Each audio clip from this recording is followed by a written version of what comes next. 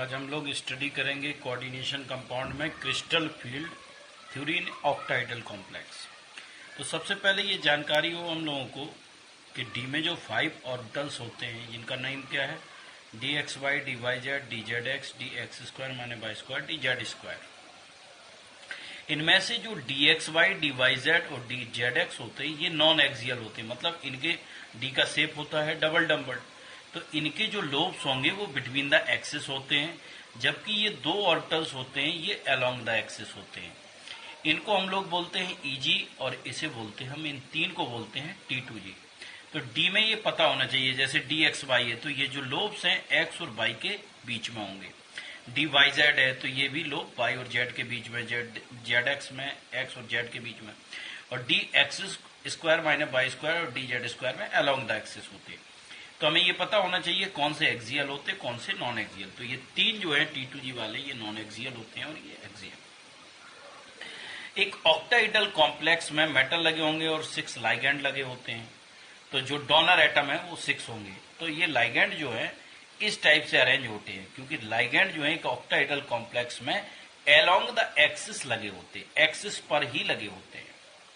अब crystal field splitting energy ऑक्टाइडल complex में हम लोग देखते हैं। अब देखो, जब मेटल पे डी ऑर्बिटल होता है, अभी मान लो लाइगैंड नहीं लगा है, जब मेटल पे डी ऑर्बिटल्स है तो अभी वो डीजेनरेट स्टेट, मतलब अभी सबकी एनर्जी सेम है।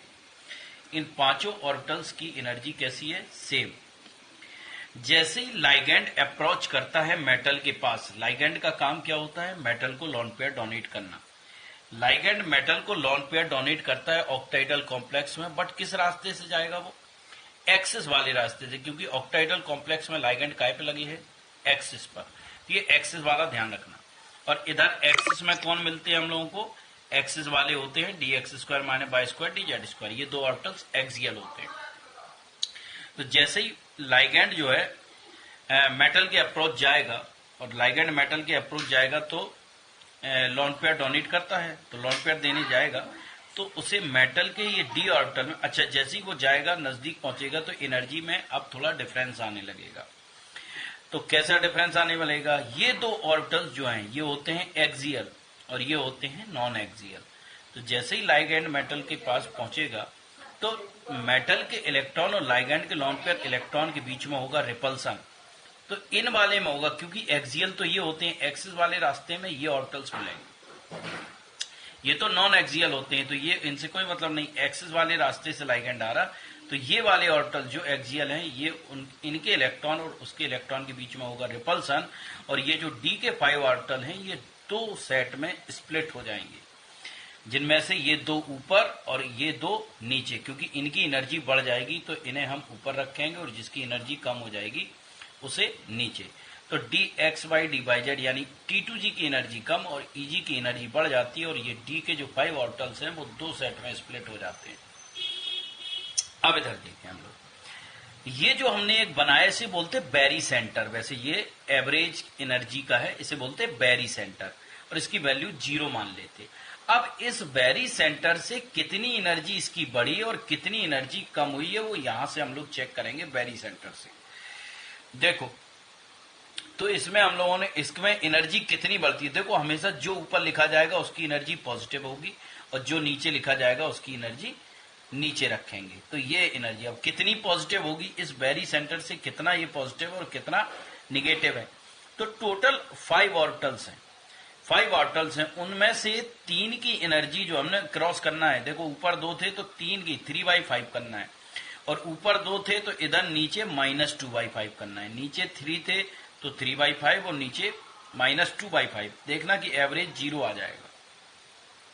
तो ऊपर की वैल्यू प्लस में लिख रहा है, नीचे की वैल्यू माइनस में, तो ये आ गई 0.6, और इसे डेल्टा से रिप्रेजेंट करते हैं। ये -0.4, इसे भी डेल्टा, और O बना है, O मीन्स ऑक्टाइडल।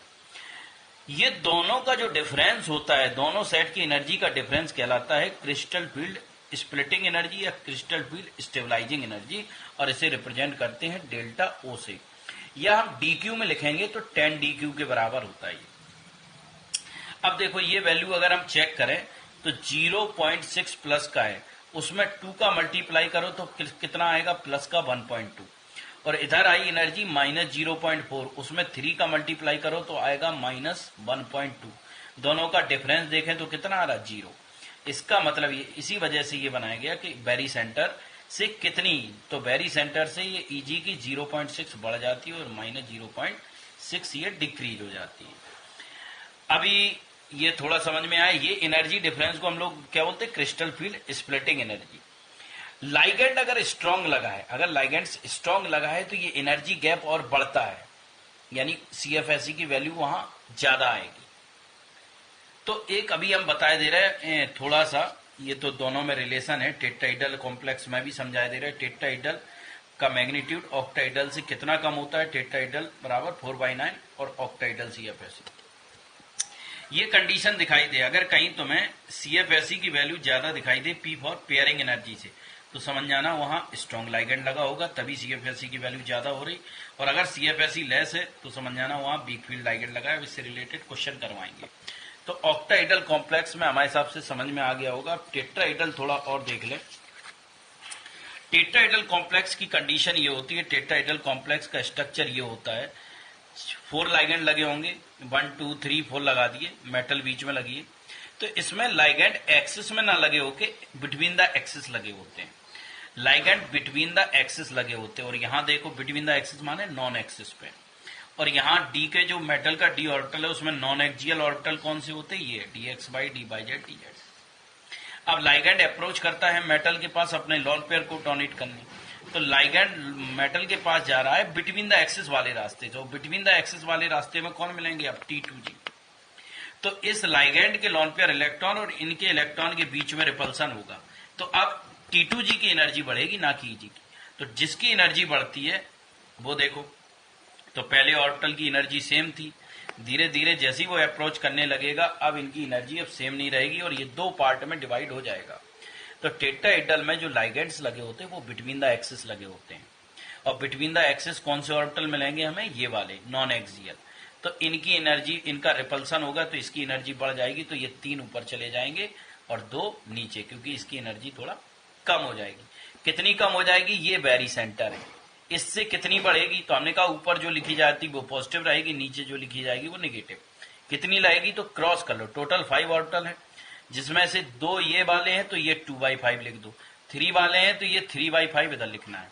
अब चेक कर लो तो ऊपर कितनी आई, +0.4 और नीचे की माइनस में रहेगी।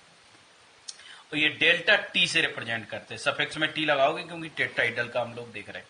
तो T2G की बढ़ जाती है Eg की, बैरी सेंटर से कितनी बढ़ जाती है, +0.4, कितनी डिक्रीज हो जाती है, -0.6। अब चेक कर लो कि ये एवरेज माने बैरी सेंटर तो 0 होना चाहिए, देखो 0.4 है, उसमें 3 का मल्टीप्लाई करोगे प्लस का 1.2 आएगा, इसमें माइनस का 0.6 में 2 का मल्टीप्लाई करोगे तो माइनस का 1.2 आएगा, दोनों का डिफरेंस कितना आएगा, 0।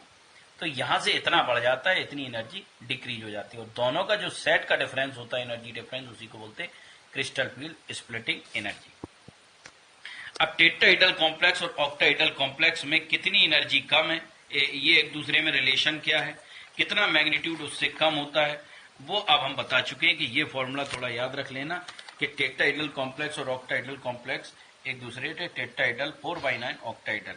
और ये पॉइंट याद रखना, ये बोर्ड में आता है, ये कंडीशन दे देते और इलेक्ट्रॉन भरवा लेते हैं कि जैसे कहा जाए कि डी में 6 इलेक्ट्रॉन भरने हैं, सपोज तुमसे कह दिया जाए कि डी में 6 इलेक्ट्रॉन भरने हैं और कंडीशन ये दे दी गई कि delta O is greater than P और डी में 6 इलेक्ट्रॉन भरने। तो जब डेल्टा ओ की वैल्यू ज्यादा, इसका मतलब लाइगेंड स्ट्रॉन्ग फील्ड लगा, स्ट्रॉन्ग फील्ड लाइगेंड पेयरिंग करेगा, तो वो कंडीशन हम जो है इसमें क्वेश्चन से करवाएंगे, और CFSE कैसे निकालते हैं वो अभी हम इसमें बताएंगे। तो आज के लिए जो भी है, अगर वीडियो अच्छा लगा हो तो सब लोगों से सब्सक्राइब और लाइक कर देना। Thank you very much.